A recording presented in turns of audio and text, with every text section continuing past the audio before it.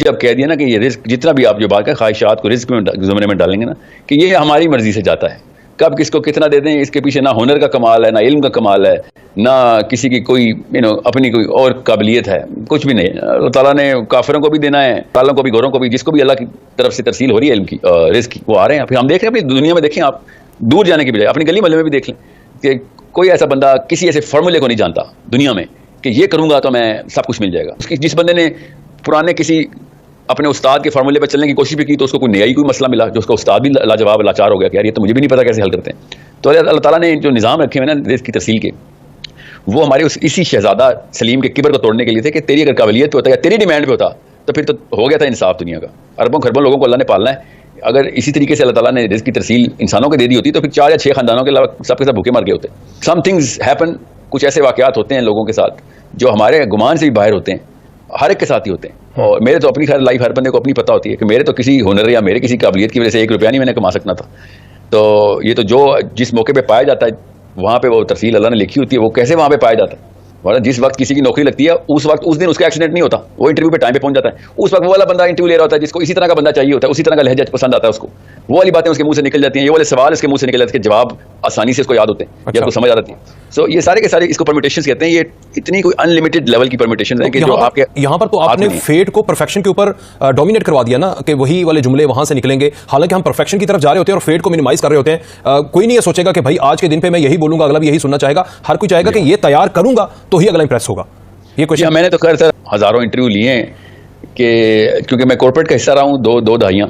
मैं आपको बता रहा हूँ, मैं अपने कॉलीग से बड़ा कॉन्शियसली ये सवाल करता था, खुद अपनी तजर्बे भी देखता था, फिर ऑब्जर्वेशन जब मैं पैनल इंटरव्यूज में होता था तो मैं देखता था कि किस बेस पे एक बंदे को, मतलब हर एक की माँ मुसल्ले पे बैठी वजीफे मान के बैठी होती है जो भी इंटरव्यू के लिए आया होता है। Exactly. हमें तो पता है ना उसका पीछे से प्रोटोकॉल सेट होती है, मगर सिलेक्ट कौन होता है? ज्यादातर लोग उस बेस पे सिलेक्ट करते हैं। इसको MPFC-G ग्लो कहते हैं, medial pre frontal cortex glow. ये एक साइंस समझ गई है कि एक ऐसा एक ट्रिगर लगता है कि जिससे आपको बंदा पसंद आ जाता है। वो मेरिट की बात नहीं होती, वो उस मोमेंट के अंदर कही गई उस फ्लेवर की बात होती है कि जिससे आपका वो वाला इमोशन ट्रिगर होता है कि हाँ ये मेरी टाइप का बंदा है, मुझे ये बंदा चाहिए। वो कुछ भी बात हो सकती है, ठीक है। कई दफा तो इस तरह तो हर कोई मेहनत करना छोड़ देगा। जो आप ये बात समझाना की कोशिश कर रहे हैं कि वो इसी पर रहेगा कि पता नहीं आज ट्रिगर होता है कि नहीं होता।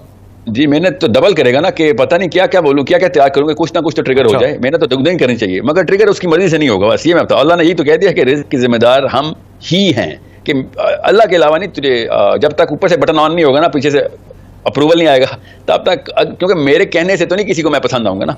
और नॉन मुस्लिम को ये बात आप किस तरह समझाएंगे? नॉन मुस्लिम कम्युनिटी को ये बात किस तरह आप समझाएंगे? ये ट्रिगर वाली, फेट वाली अल्लाह के हाथ में। मैं बताता हूँ नॉन मुस्लिम को, नॉन मुस्लिम क्या, एथीस्ट को मैं समझाता हूँ जो अल्लाह को ही नहीं मानता, मैं उसको समझा देता हूँ कि हमारा एक केमिकल है ऑक्सीटोसिन का। ऑक्सीटोसिन का केमिकल प्री फ्रंटल कोर्टेक्स के अंदर जब ट्रिगर होता है तो प्री फ्रंटल कोर्टेक्स ट्रम्प हो जाता है। जैसे आप किसी लड़की से इश्क करते हैं तो आप उसकी खामियां देखना बंद कर देते हैं, ठीक है, आपको उसकी हर चीज़ पसंद आ रही होती है।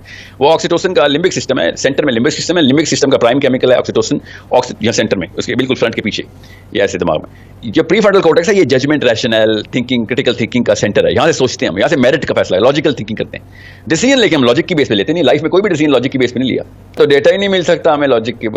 कोशिश हमारी लॉजिक ही की होती है, ये अल्लाह ताला ने प्राइम सेंटर बनाया हुआ है ना, मगर डिसीजन मेकिंग के बाद ट्रम्प जो चीज़ करती है वो ऑक्सीटोसिन का केमिकल है। कई दफ़ा ना करते हुए कोई और केमिकल ट्रिगर होता है, उसको कोर्टिसोल बोलते हैं, कि नहीं मुझे हल्की सी ना कोई चीज़ दाल में कुछ काला लग रहा है। मेरिट पे होता है बंदा मगर कुछ समथिंग इज मिसिंग, इस वजह से ना लोग बस सरपास हो जाते हैं।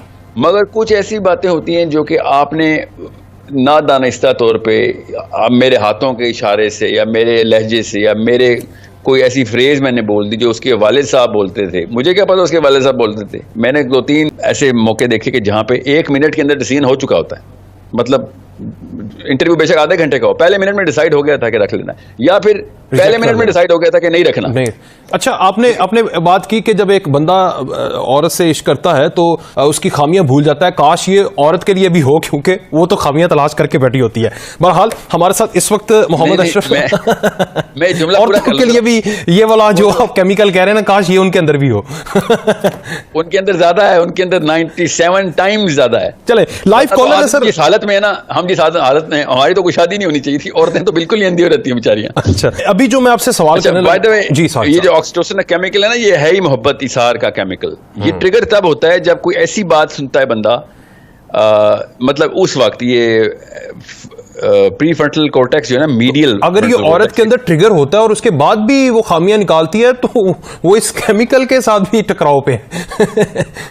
नहीं, वो एक और ही केमिकल है, वो मैं आपको बताता हूँ। मैं इस वक्त मैं पहले इस केमिकल का बता दूं कि जब आपको एक उनसियत का, उल्फत का केमिकल ट्रिगर हो जाए ना, तो खाली उल्फत नहीं होती ना, उससे वो असल में आपका वो एक कनेक्शन बनता है। तो वो कनेक्शन जब बन जाए ना, तो फिर आप बाकी, इसको साइकोलॉजी में हेलो इफेक्ट बोलते हैं। हेलो इफेक्ट का मतलब है आप उसकी खामियां देखना बंद कर देते हैं आप, तो आपको वो बस पूरी तरीके से अपने टाइप का बंदा लगता है। तो हम तो बाकायदा ना, मैं जब इंटरव्यू स्किल्स की ट्रेनिंग की वर्कशॉप कराता हूँ ना, तो मैं बाकायदा उन कीवर्ड्स की खोज लगवाता हूँ कि ढूंढो उन लोग, उस कंपनी के कीवर्ड्स क्या हैं, उस जॉब के कीवर्ड्स क्या हैं। वो कीवर्ड जब आप बोलेंगे तो उसको लगेगा जैसे कि ये हमारी ही कंपनी का बंदा है। जैसे ही उसको ये लगेगा तो उसका ऑक्सीटोसिन ट्रिगर हो जाएगा।